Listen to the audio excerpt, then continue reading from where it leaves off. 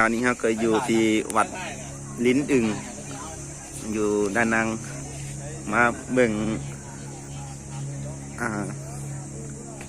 วัดของเวียดนามไปมาหางาน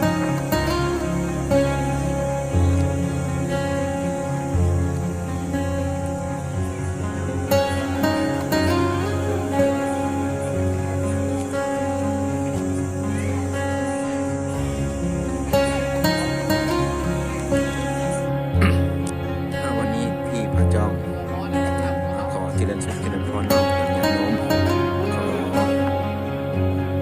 ขอเคารพพ่อแม่ครูบาอาจารย์ทุกท่าน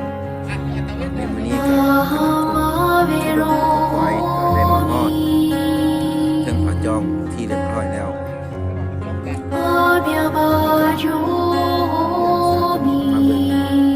ตะเวนตกในยามค่ำที่เครื่องบูชาตะเวนก็กำลังงาม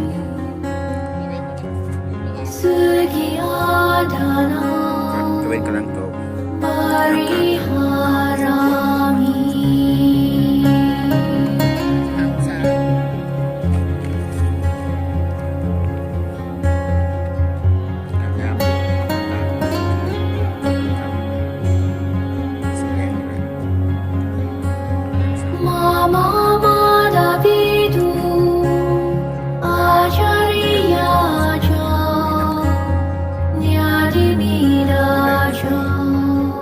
อยากมา